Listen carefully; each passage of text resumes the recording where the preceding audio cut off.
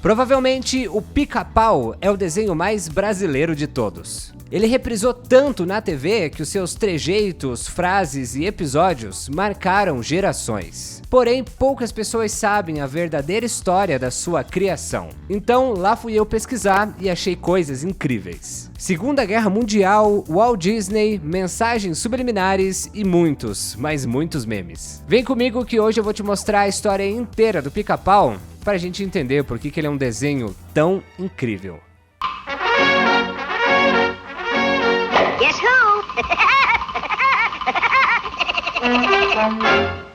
Agora, se tem uma coisa que o Pica-Pau nos ensinou é que às vezes as melhores oportunidades parecem boas demais pra ser verdade. Lembra do Zeca Urubu tentando enganar todo mundo? Pois é, só que aqui não tem golpe. Chegou a Black Friday da Insider e o conceito é loucos por conforto. A Insider é aquela marca que eu uso e confio há muito tempo. Eles não só fazem camisetas lindas, mas também pensam em conforto e tecnologia. Se você acompanha o canal, você sabe que eu recomendo a Insider faz muito tempo. E se tu sempre quis comprar uma, mas não achava a oportunidade certa, a hora é agora. Ela é anti-odor, evapora o suor rapidinho e desamassa sozinha no corpo.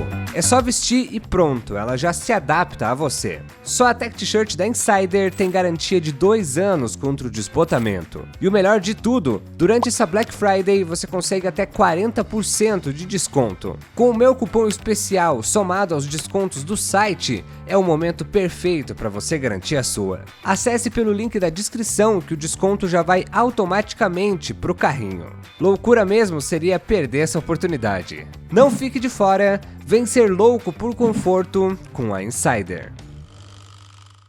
Na década de 20 era comum os cinemas exibirem curtas de animação antes dos filmes principais. Foi assim que personagens icônicos como Looney Tunes, Tom e Jerry e Gato Félix se popularizaram. É bom lembrar que a televisão ainda não existia, então grandes estúdios como a Warner e a Universal apostaram nesses desenhos para atrair espectadores. Foi nesse contexto que em 1927, Walt Disney, então um jovem animador, conquistou um contrato com a Universal e criou o Oswald, o Coelho Sortudo.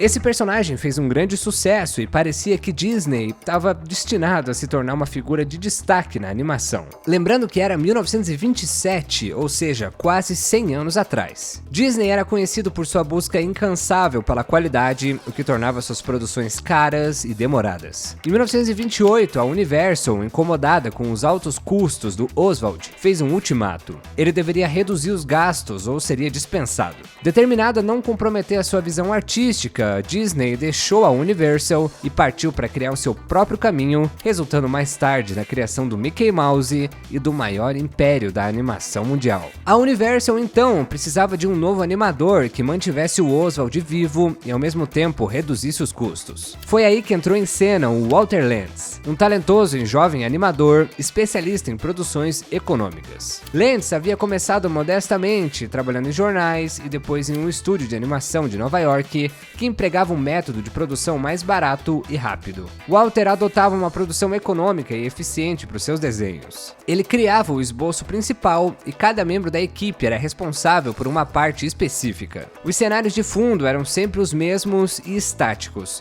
o que reduzia o custo e acelerava o processo, embora afetasse um pouco a consistência da animação. Se você assistiu o Pica-Pau na Record, você vai se lembrar dessa abertura. O Pica-Pau e seus amigos.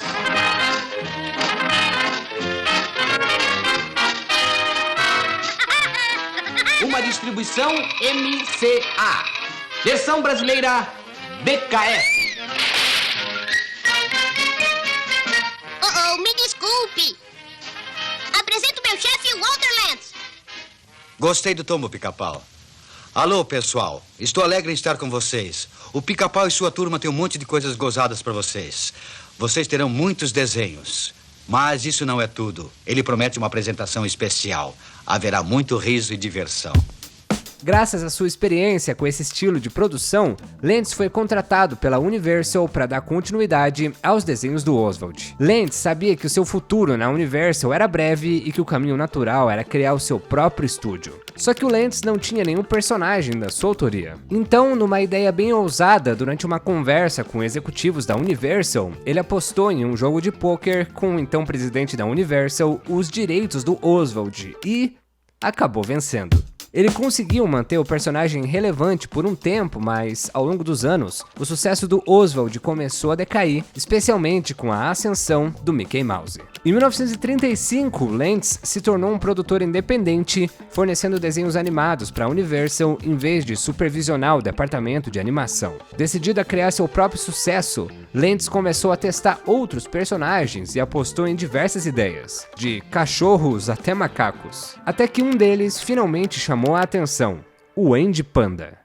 Mas foi em um dos desenhos do Andy Panda que um fenômeno inesperado aconteceu. Um pica-pau, um coadjuvante louco e barulhento, roubou a cena e conquistou o público. Mal sabia o Walter Lentz que, naquele momento, ele tinha encontrado o astro da sua carreira. O Pica-Pau fez a sua estreia em 1940 no episódio Knock Knock, onde ele aparece como um antagonista no desenho do Andy Panda.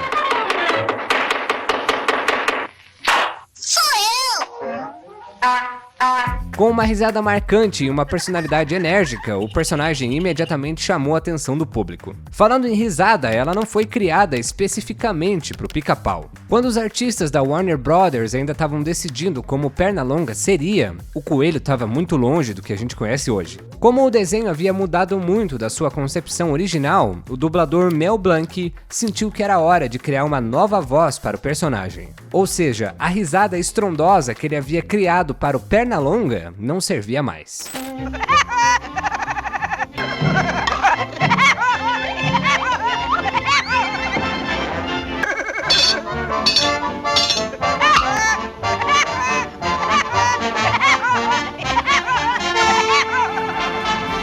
Ele guardou aquele som na sua memória e mais tarde utilizou para o Pica-Pau. Durante o curta, na primeira cena onde o Pica-Pau aparece saindo de um buraco no telhado, ele diz: "Guess who?", que significa adivinha quem é.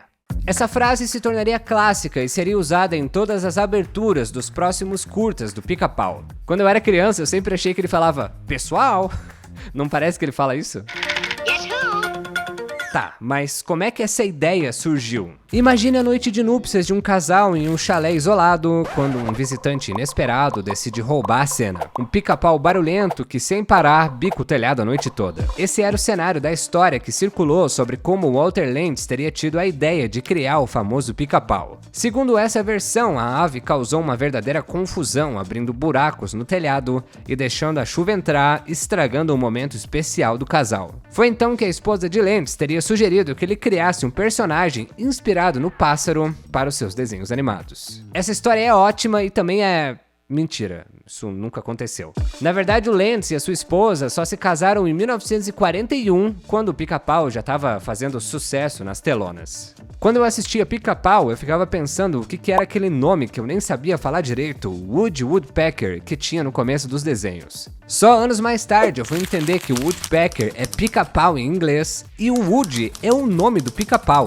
Sim, em inglês o nome dele é o Woody. A recepção do Pica-Pau foi tão positiva que o Lentz não hesitou em dar ao seu personagem seu próprio desenho animado. Sob a direção de Alex Lowe, os primeiros episódios solo do Pica-Pau começaram a ser produzidos em 1941. Essa versão inicial do personagem, conhecida como Pica-Pau Biruta, tinha um design exagerado e uma personalidade acelerada, repleta de perseguições e cenas caóticas, bem no estilo do Patolino. O primeiro episódio dessa fase é intitulado O Biruta. Ele arruma briga com outros passarinhos que começam a chamá-lo de louco. Ao chegar no psiquiatra, ele descobre que o doutor é tão doido quanto ele. O episódio termina com o Pica-Pau quebrando a quarta parede, conversando com o público que o assistia no cinema. Esse Pica-Pau em específico sempre me deu um pouco de aflição e também, claro, me causava bastante medo. Pica-Pau Biruta. Guess who?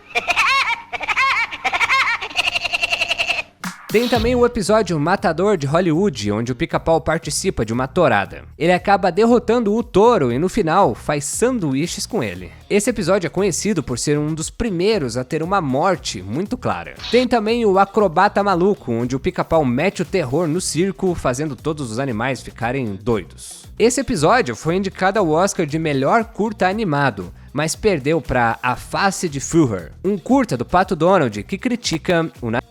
Daria um aprofundo só desse curta-metragem, porque ele foi lançado bem no meio da guerra e tem uma história muito interessante. E no último episódio dessa fase biruta, a gente tem essa fatídica frase: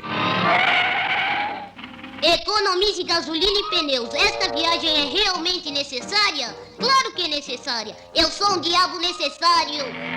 Na minha época, essa frase pipocava em um monte de sites de mensagens subliminares em desenhos animados. Mas ela é só uma adaptação da linha original. Sure, it's necessary. I'm a necessary evil. A BKS, estúdio responsável pela dublagem, trocou o evil, que é mal, por diabo, alterando o sentido literal. Na versão original, a expressão brincava com a natureza travessa do Pica-Pau, refletindo a mentalidade americana da época, que incentivava a população a economizar recursos como combustível e borracha durante a guerra. A frase em inglês carregava um tom de ironia leve, enquanto a dublagem brasileira deu um toque mais forte com a palavra diabo. Em uma dublagem rara do estúdio Dublação Guanabara, eles mantiveram o sentido original. Cuidado com a gasolina e os pneus. Essa viagem é mesmo necessária? Claro que ela é necessária. Eu sou mal necessário.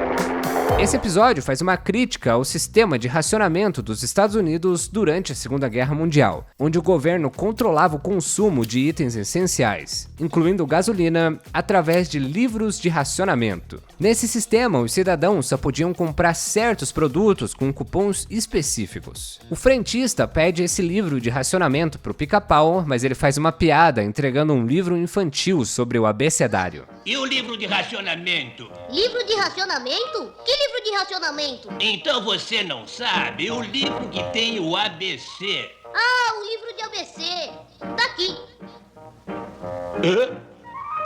A frase original rima perfeitamente e numa tradução livre que vai fazer pouco sentido, fica A de maçã, usada para fazer torta, e B de manteiga, mas é difícil comprar. Essa piadinha exemplifica as dificuldades enfrentadas pelos americanos e revela o contexto da época. Apesar de seguir o ritmo das animações de sucesso, esse estilo inicial não conquistou totalmente o público, indicando que havia ajustes a serem feitos para o personagem alcançar o seu verdadeiro potencial. Em 1943, com a saída de Alex Lowe, um dos principais animadores do desenho, 2 diretores vindos da Disney assumiram a liderança da série. Com experiências em animações clássicas como Branca de Neve e Pinóquio, eles trouxeram novas técnicas que revitalizaram o estilo do Pica-Pau. Em 1944, o desenho passou por uma transformação completa. Ele continuava excêntrico, mas menos exagerado, e o seu design foi ajustado para deixá-lo mais equilibrado visualmente, incluindo mudanças nas pernas e nas cores, que agora lembravam a bandeira dos Estados Unidos. Essa nova fase teve início com um clássico episódio musical inspirado no Barbeiro de Sevilha, que fez tanto sucesso que foi indicado ao Oscar novamente. Barbearia Sevilha. Fígaro, o dono. Isso é interessante, muito interessante. Esse episódio marcou o começo de um período de sucesso absoluto para o Pica-Pau, com episódios memoráveis e a introdução de personagens icônicos como o Leôncio e o Zé Curubu. Além disso, o Pica-Pau também ganhou sua música tema, que era popular até nas rádios da época.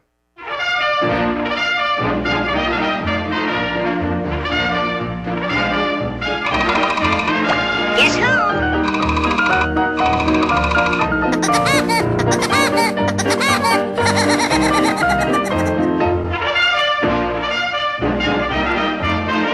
No episódio O Doido da Praia, a gente tem a primeira aparição do Leôncio. Tem também o episódio Uma Dama Muito Fina, quando o Pica-Pau se disfarça de mulher para enganar o Leôncio e conseguir comida com a frase: Eu sou Clementina, mas pode me chamar de Tina. Prazer em conhecê-la. O episódio Quem Cozinha Quem, onde novamente vemos uma crítica à escassez da época causada pela guerra, quando o Pica-Pau é visitado pela fome e disputa com um lobo para ver quem come quem. Vazio. Acabou. Não tem. Fui embora. escuro. Desculpe-me, mas alguém aí tem um pedacinho de chocolate pra me dar? O episódio Amigos Penosos também tem a mesma temática, agora numa ilha deserta. Foi daqui que surgiu mais um meme. Eu desconfio que meu amigo tentou me comer. O clássico meme que veio do episódio Motorista Desleixado, quando ele tenta renovar sua carteira de motorista. Un minuto, meu caro. Primeiro você precisa fazer um teste. Leia esse cartaz. Não consigo ler nada. E agora, pode ler isto? Não consigo ler nada. E no episódio Apólice Cobertor, a gente tem a primeira aparição do Zé Curubu. Companhia de Seguros Vida Brava. And it's nothing to him on the tiniest whim to peck a few holes in your head. Oh, that's the Woody Woodpecker's tune. Bem-vindo, otário.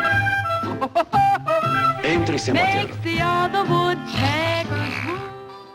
Se você ainda não se inscreveu aqui no Aprofundo, por favor, é só apertar nesse botão aqui embaixo, que isso ajuda a gente a crescer os números para cada vez trazer vídeos bem pesquisados, bem editados, como esse aqui. Se a opção de hypar esse vídeo estiver disponível, é só apertar no botão de hypar, porque ele vai levar esse vídeo para mais pessoas. Se você tá gostando desse tema, saiba que você aí pode me ajudar a escolher os próximos, claro, no Clube Aprofundo. No clube de membros do canal, você pode me ajudar a escolher os temas, vai ter o seu nome no final de todos os vídeos, e ainda vai poder assistir eles um dia antes de todo mundo. É isso, obrigado, bora voltar pro vídeo.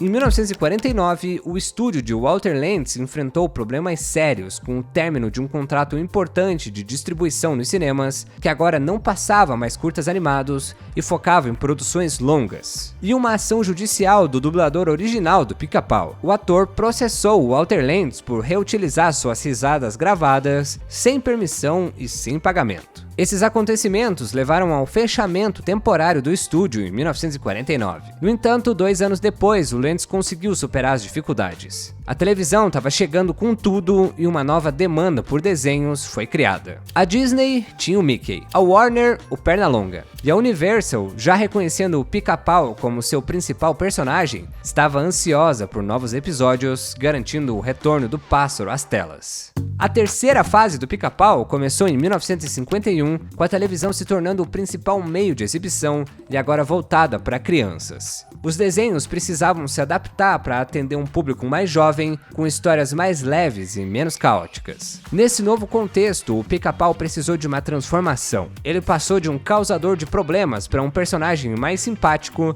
muitas vezes se tornando a vítima das situações. As histórias começaram a explorar temas que atraíam o público infantil da época, como o Velho Oeste, viagens espaciais e aventuras em locais turísticos. A animação também ganhou simplicidade e rapidez, acompanhando o estilo de produções mais baratas, como as da Hanna-Barbera, que dominava a TV com desenhos feitos em um ritmo acelerado. Foi nessa fase que o visual do Pica-Pau mudou. O seu topete foi jogado para frente e o seu design se tornou mais amigável. Nesse período, o personagem ganhou até sobrinhos, aumentando a identificação com o público infantil. Personagens secundários como o Mini Ranheta e o Zé Jacaré também apareceram, adicionando variedade às histórias. O sucesso na TV também chegou ao Brasil. Pica-Pau foi o primeiro desenho animado exibido na TV brasileira, um dia após a inauguração da Rede Tupi, em 19 de setembro de 1950. Nos primeiros anos, os episódios eram exibidos com áudio original em inglês e legendas em português. As primeiras dublagens foram realizadas pelos estúdios Herbert Richards e Dublação Guanabara, com Luiz Manuel dando voz ao pássaro. Ao longo dos anos, vários dubladores passaram pelo personagem. A gasolina e os pneus, essa viagem é mesmo necessária? Claro que ela é necessária. Eu sou mal necessário. Em um ser vivo à vista, nada além dessa árvore!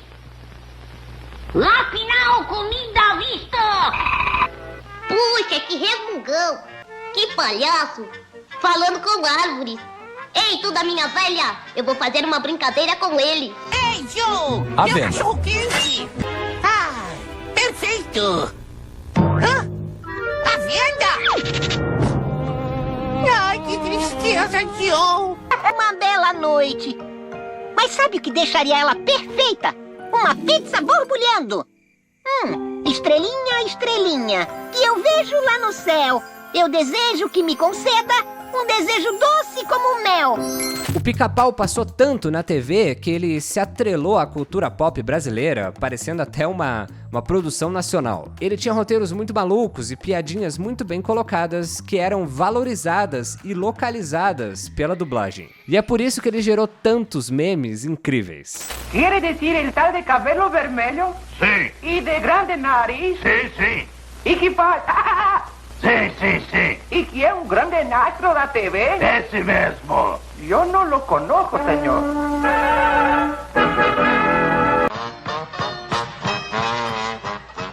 Ei, cara, você gosta de pipoca?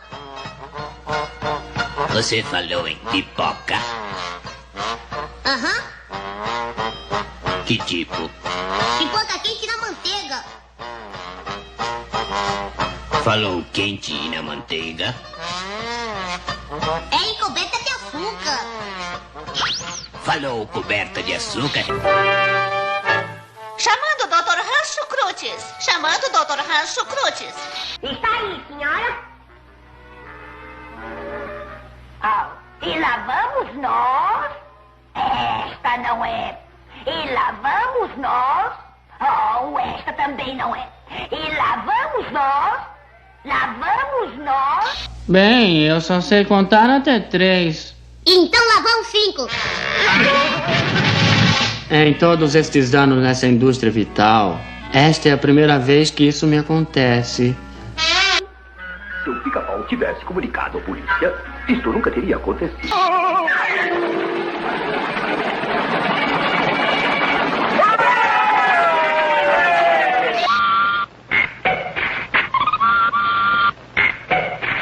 Você, 1 pra mim, 2 pra você, 1, 2 pra mim, 3 pra você, 1, 2, 3 pra mim, 4 pra você, 1, 2, 3, 4 pra mim, 5 pra você, 1, 2, 3, 4, 5 pra mim.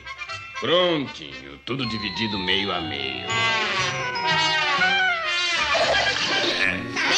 Espere um pouquinho, eu tenho direito a uma ligação. Quero ligar pro meu tio. É seu tio? Está certo. Tio Sam! Socorro!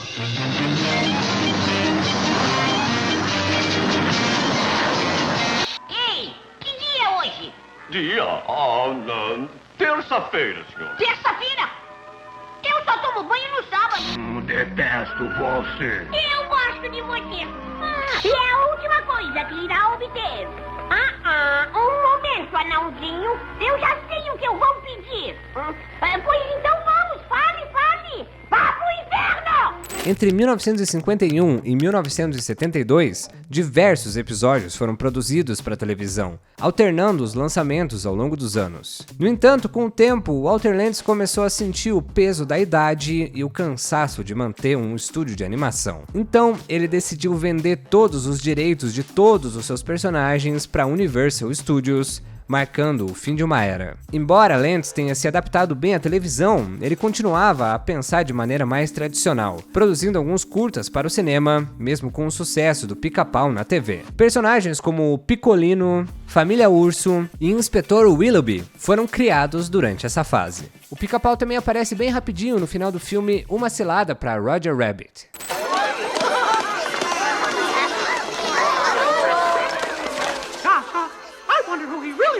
I'll tell you one thing, Doc. He weren't no rabbit. Or a duck. Or a dog. Or a little wooden boy. Or a sheep. Or a woodpecker. Or a puppy. Depois de quase 30 anos hibernando, o Pica-Pau foi trazido de volta em 1999, em um período em que várias animações clássicas estavam sendo revividas. O sucesso de séries como Looney Tunes e as produções da Nickelodeon e do Cartoon Network inspiraram essa nova fase, com a esperança de que o personagem ajudasse a impulsionar a programação do canal Fox Kids. No entanto, o retorno veio com diversas restrições. As políticas de censura infantil da emissora não permitiam que o Pica-Pau fosse tão maluco quanto antes. Ele não podia mais ser um mau exemplo para as crianças. Isso resultou em um Pica-Pau mais contido, ainda divertido, mas muito diferente do personagem original que havia conquistado o público. Eu assisti muito essa versão também, principalmente no Bom Dia e Companhia, mas eu confesso que passa longe do tempero da anterior. Para não dizer que foi de todo ruim, essa temporada tem um dos melhores personagens, o Texugo, que tem um episódio que ele só fala isso. Oi, meu chapa. Oi, meu chapa. Oi, meu chapa. Eu acho que fiz uma volta errada.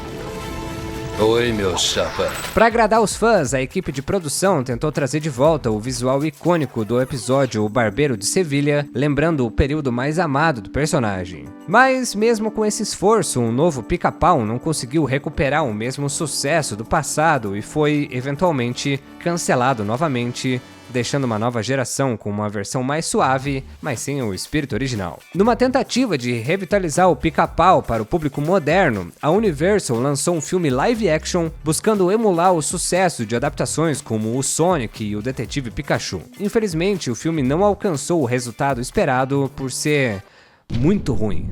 Mas recentemente, uma websérie foi disponibilizada no YouTube apresentando o Pica-Pau clássico em animação 2D. Embora a série tenha capturado a essência do personagem, a qualidade da animação deixou muito a desejar, impedindo que o projeto ganhasse maior destaque.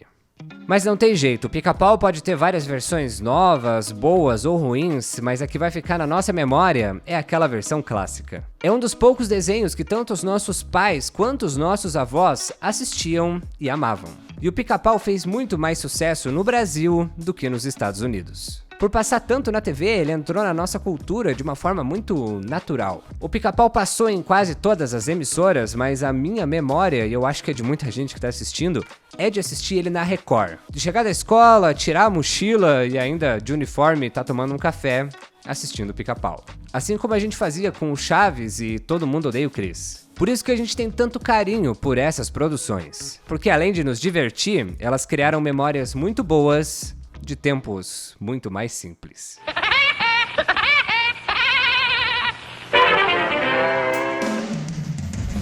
Olá, meu nome é Lucas Reichert, eu sou jornalista e criador de conteúdo. Lá no @aprofundideias no Instagram tem vários conteúdos exclusivos que eu só posto lá. Se você curte o conteúdo aqui do canal, você vai curtir os Reels também, que a gente posta lá quase todo dia. E vocês podem ver que eu tô num cenário diferente de novo, mas ainda não é o cenário definitivo que eu estou construindo, é só um negócio meio improvisado aqui, tá? Agora me contem aí nos comentários, tem algum episódio do Pica-Pau que ficou na sua cabeça, que você não esquece de jeito nenhum? Que é tipo o Império Romano, que você lembra pelo menos uma vez por dia? Tem um episódio que me dá medo até hoje, que é o episódio do morcego, que tem aquela figura assim, que tem aquela capa preta, parece uma sombra, e aí o Pica-Pau toma um tônico e fica super forte. Não sei porquê, mas esse episódio me dava muitos calafrios. Eu reassisti ele recentemente e é muito bom. E eu ainda fiquei com medo, claro, né? É isso, gente. Muito obrigado por ter assistido mais um vídeo do Aprofundo até o final. Eu não sei se eu vou estar de cenário novo nas próximas, então acompanhe, tá? Valeu. Até mais.